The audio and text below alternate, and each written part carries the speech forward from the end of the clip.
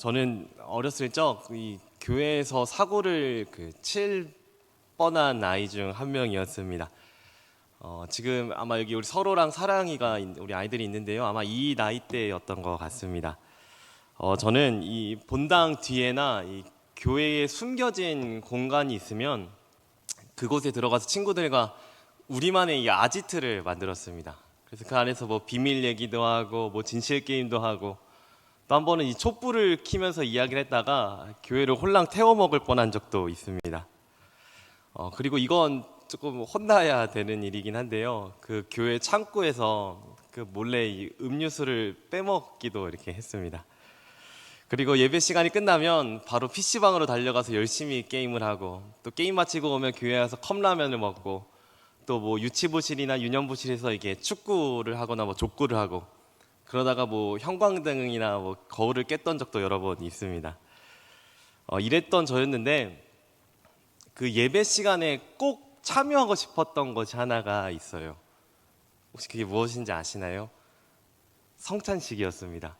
왜 성찬식에는 꼭 참여하고 싶었을까요? 그 빵이 먹어보고 싶었습니다. 저 빵은 어떤 맛일까? 또 포도주인지 포도주스인지 어떤 맛일까? 이 궁금한 마음에 이 성찬식은 참여하고 싶었습니다. 그렇게 시간이 흘러서 이제 청소년이 되었고 이제 입교 후에 이제 성찬식에 참여를 하게 되었어요. 근데 성찬식을 참여해서 이제 기다리던 순간이 다가와서 이제 그냥 그 빵을 먹었는데 그냥 카스테라 맛이었습니다. 그냥 포도주 맛이었어요. 사실 이 성찬식은 예수님을 믿는 우리들에게 있어서 또 예수님을 믿고 살아가는 우리들에게 있어서 사실 너무나 중요한 시간입니다. 빵을 먹고 포도주를 먹어서 예수님을 기념하는 그러한 단순한 의식이 아니에요. 성찬식은 우리에게 주는 분명한 메시지가 있습니다. 성찬식이 우리에게 주는 분명한 진리가 있습니다. 그렇다면 성찬식이 우리에게 주는 이 분명한 진리, 그 분명한 메시지는 무엇일까요? 그것은 바로 오늘 본문 말씀을 보면 나타나 있습니다. 오늘 저희가 함께 읽은 이 말씀을 통해서 성찬이 중요한 진리가 무엇인지, 중요한 메시지가 무엇인지 우리 시간 함께 알아가려고 합니다. 오늘 말씀은 예수님이 제자들과 함께 마지막 식사를 하시는 장면입니다. 예수님은 제자들과 유월절 음식을 먹기 위해 함께 식사 자리에 앉았습니다. 예수님은 이 유월절 음식을 먹기 전에 제자들과 함께 식사에 앉으셔서 예수님은 제자들에게 이렇게 말씀하셨습니다.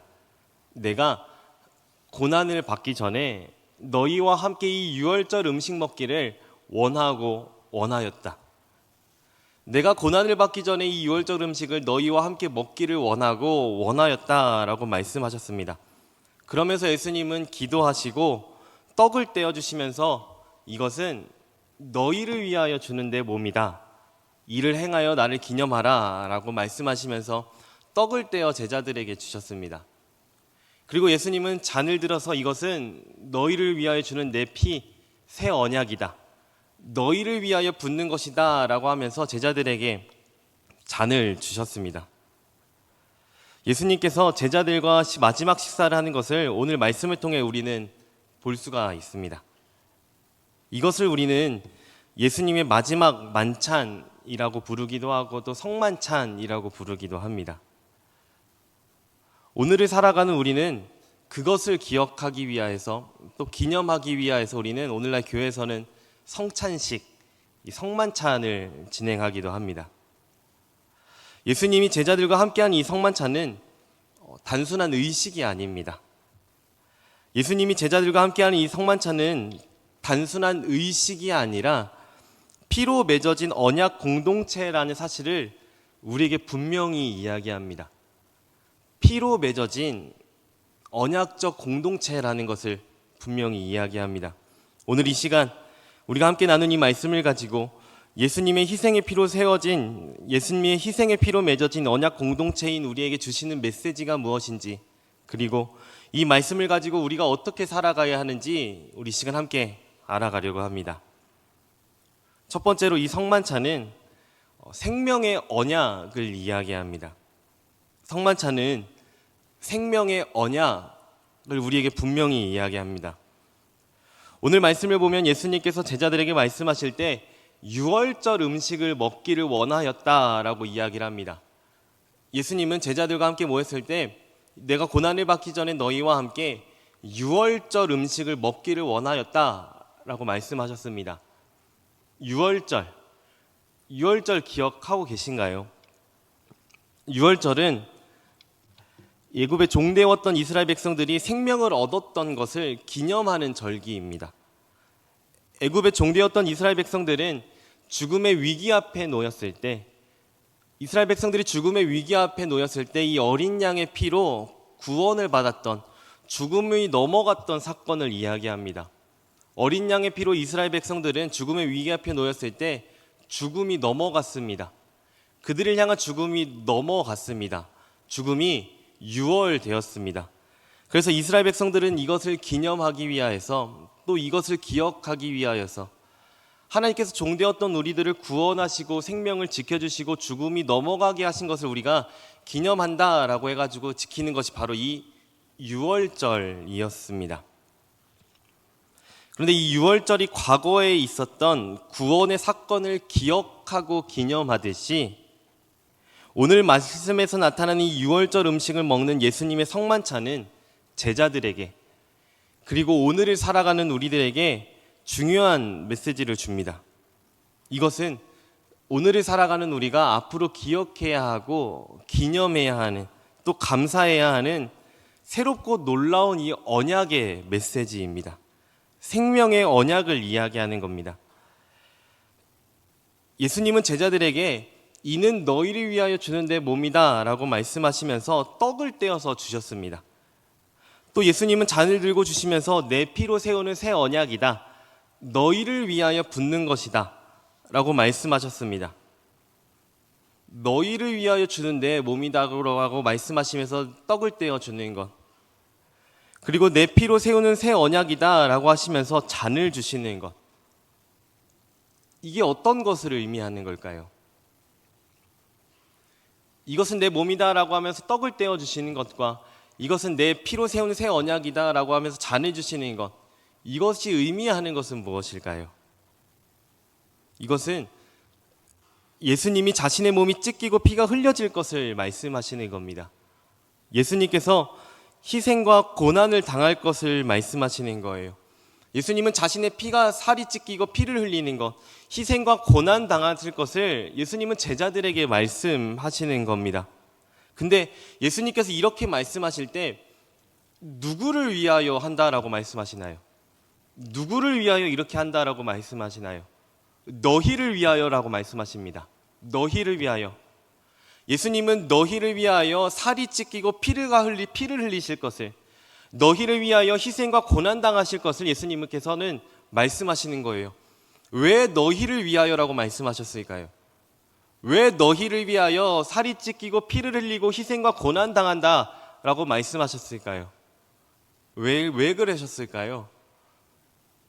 그건 영원히 죽을 수밖에 없었던 우리들을 위해서였습니다.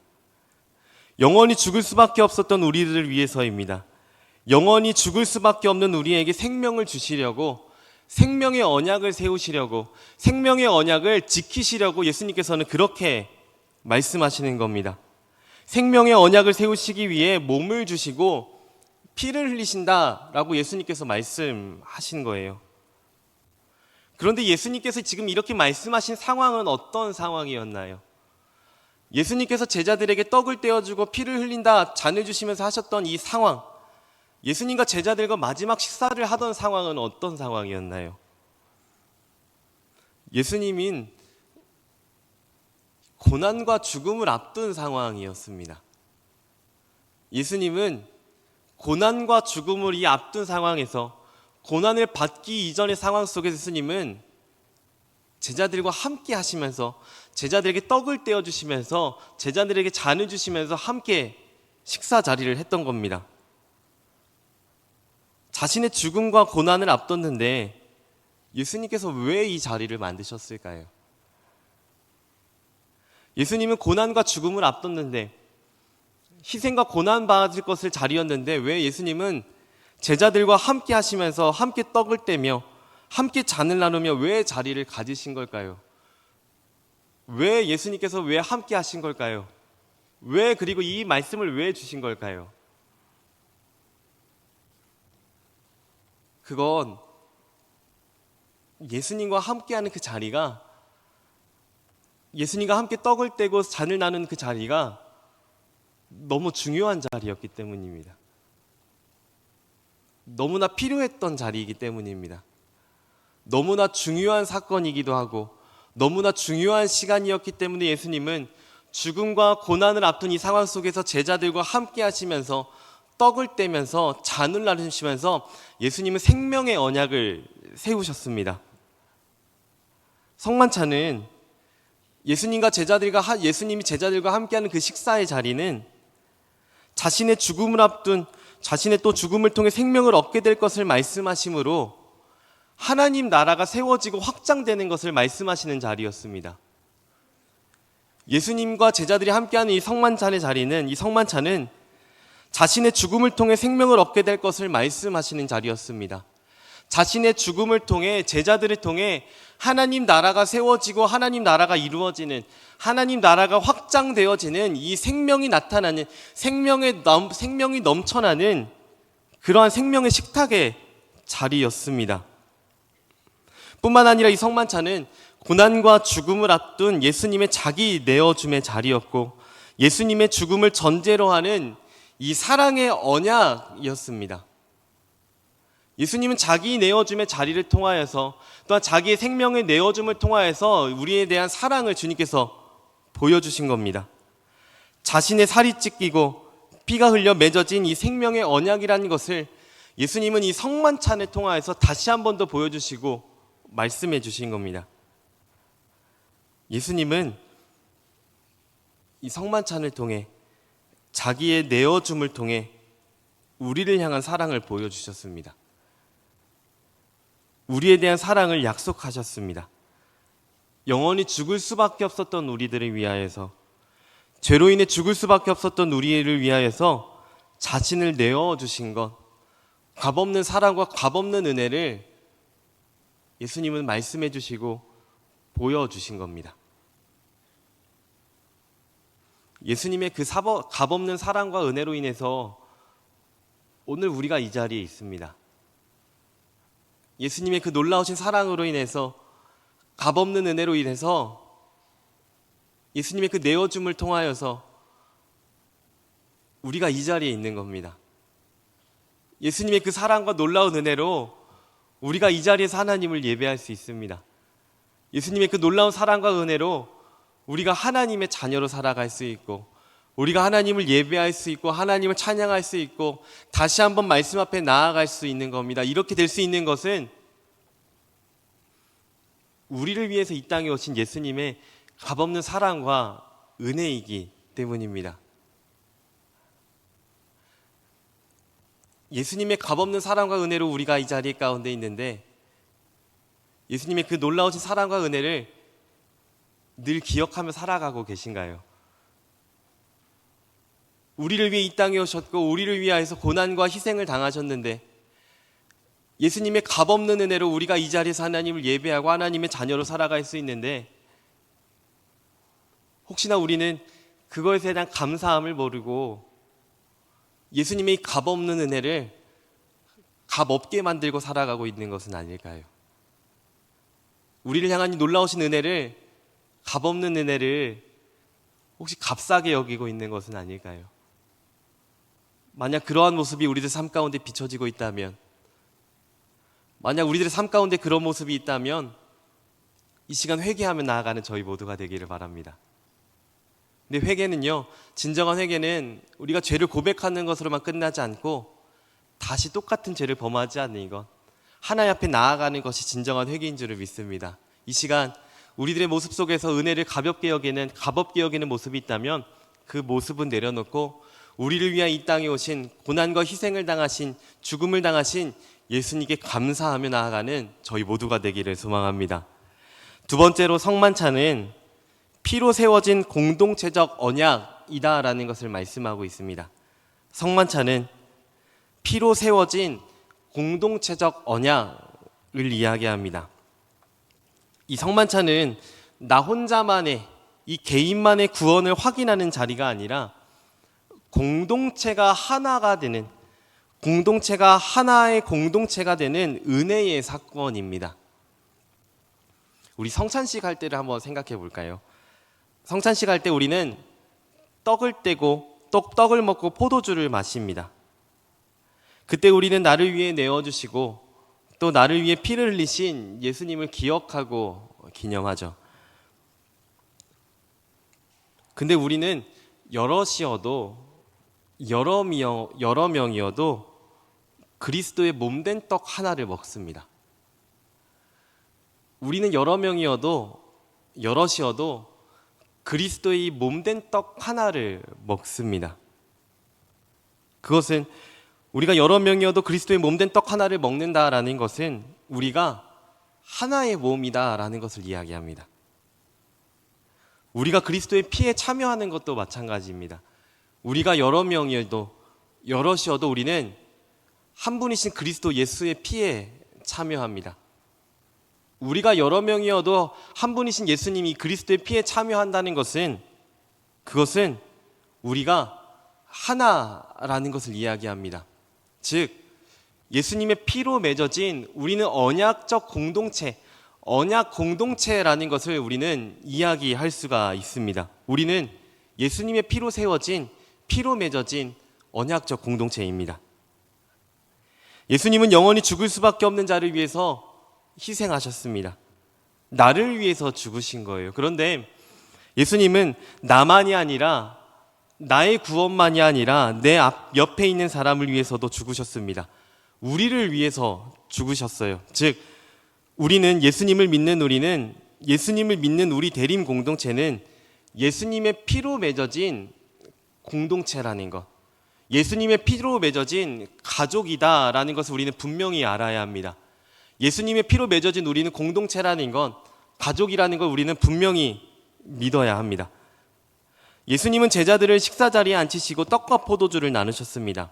이건 예수님의 희생과 죽음을 이야기하기도 하지만 내가 너희에게 이렇게 나눴던 것처럼, 내가 너희를 위해서 희생하고 헌신했던 것처럼 너희도 이렇게 해라 라고 예수님께서 말씀하시는 겁니다. 나 혼자만 잘 먹고 잘 살고 믿는 것이 아니라 서로를 위해 함께하라고 예수님은 보여주시면서 그렇게 말씀하셨던 겁니다. 이번 주 주일에 우리가 함께 영화를 보게 되겠지만 이 보네포 목사님이 저희 이렇게 이야기했습니다. 교회란 그리스도 안에서 서로를 위한 존재다. 혼자 있는 신앙은 있을 수 없다. 왜냐하면 우리는 피로 맺어진 언약 공동체이기 때문이다. 우리는 예수님 안에서, 우리들의 이 몸된 교회는 예수님 안에서 피로 맺어진 언약 공동체입니다. 예수님 안에서 서로를 위한 존재들입니다. 그런데 우리들의 삶 가운데, 우리의 교회의 모습 가운데 하나 되는 모습이 보이나요? 가족의 모습이 나타나고 있습니까? 다른 사람을 외면하는 모습이 있지는 않나요? 차별하는 모습, 미워하는 모습, 싫어하고 시기하고 욕하고 피하는 모습이 있지는 않나요? 왜 이런 모습들이 나타나는 걸까요? 그건 우리가 죄인이기 때문입니다. 그건 우리가 완전하지 못하기 때문입니다. 예수님과 함께 식사한 12제자에게는 예수님을 팔았던 가룟 유다도 있었습니다. 예수님을 부인한 베드로도 있었고 예수님을 의심할 도마도 있었습니다. 그런데 예수님은 그러한 제자들을 배척하지 않으셨어요. 예수님은 그들을 미워하고 배척하고 그들을 싫어하지 않았습니다. 오히려 예수님은 그들을 배척하지 않고 그들을 부르셔서 그들과 함께 하셨습니다. 그들과 함께 하시며 그들과 함께 식사 자리를 하신 겁니다. 예수님은 그 누구도 배척하지 않았어요. 예수님은 은혜 없이 살아갈 수밖에 없는 자들을 부르셨다라는 겁니다. 그들과 함께 하셨어요. 예수님은 오늘도 우리를 부르고 계십니다. 예수님은 여기에 있는 우리를 오늘도 여전히 부르고 계십니다. 예수님은 자신을 내어줌으로, 예수님의 피를 흘림으로 예수님의 피로 우리를 묶어 주셨습니다. 우리를 피로 맺어진 언약 공동체로 우리를 세워주신 겁니다. 그런데 예수님은 자신을 내어주시고 희생하셨는데, 만약 우리들에게서 예수님의 모습이 아니라 잘못된 모습이 있다면, 잘못된 공동체의 모습이 있다면, 그런 모습이 우리에게 있다면 우리는 우리를 위해 피를 흘리신 예수님의 희생과 예수님의 고난을 외면하는 것과 같습니다. 우리를 위해 자신의 목숨을 내어주심으로 값없는 은혜를, 우리를 구원하신 은혜를 우리는 값없게 만드는 겁니다. 값싸게 만드는 거예요. 만약 우리 공동체 속에 서로를 위하고 헌신하는 모습이 아니라 미워하고 시기하는 모습이 있다면, 잘못된 모습이 있다면 그 모습은 내려놓고 회개하며 나아가는 저희 모두가 되기를 소망합니다.